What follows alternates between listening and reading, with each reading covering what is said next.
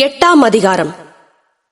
மேற்சொல்லியவைகளின் முக்கியமான பொருள் என்னவெனில், பரலோகத்தில் உள்ள மகத்துவ ஆசனத்தின் வலது பாரிசத்திலே உட்கார்ந்திருக்கிறவருமாய், பரிசுத்த ஸ்தலத்திலும் மனுஷரால் அல்ல கர்த்தரால் ஸ்தாபிக்கப்பட்ட மெய்யான கூடாரத்திலும் ஆசாரிய ஊழியம் செய்கிறவருமாய் இருக்கிற பிரதான ஆசாரியர் நமக்கு உண்டு.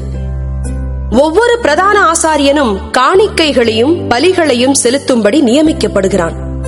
ஆதலால் செலுத்தும்படிக்கு ஏதோ ஒன்று இவருக்கும் அவசியம் வேண்டியதா இருக்கிறது.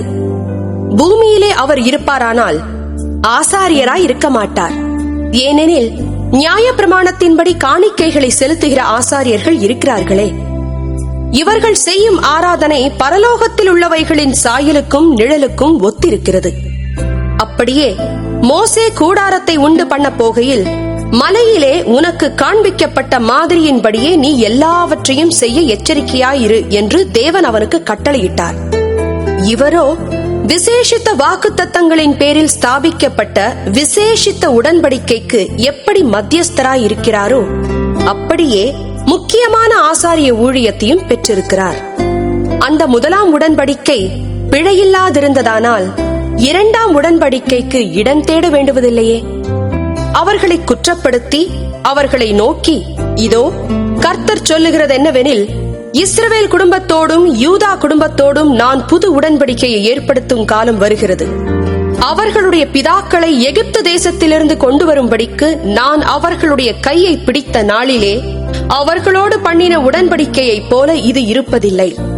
அந்த உடன்படிக்கையிலே அவர்கள் நிலை நிற்கவில்லையே, நானும் அவர்களை புறக்கணித்தேன் என்று கர்த்தர் சொல்லுகிறார். அந்த நாட்களுக்கு பின்பு நான் இஸ்ரவேல் குடும்பத்தாரோட பண்ணும் உடன்படிக்கையாவது, என்னுடைய பிரமாணங்களை அவர்களுடைய மனதிலே வைத்து அவர்களுடைய இருதயங்களில் அவைகளை எழுதுவேன்.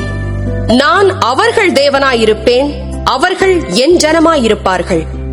அப்பொழுது சிறியவன் முதற்கொண்டு பெரியவன் வரைக்கும் எல்லாரும் என்னை அறிவார்கள். ஆகையால் கர்த்தரை அறிந்து கொள் என்று ஒருவன் தன் அயலானுக்கும் ஒருவன் தன் சகோதரனுக்கும் போதிக்க வேண்டுவதில்லை. ஏனெனில் நான் அவர்கள் அநியாயங்களை கிருபையாய் மன்னித்து அவர்கள் பாவங்களையும் அக்கிரமங்களையும் இனி நினையாமல் இருப்பேன் என்று கர்த்தர் சொல்லுகிறார். புது உடன்படிக்கை என்று அவர் சொல்லுகிறதினாலே முந்தினதை பழமையாக்கினார்.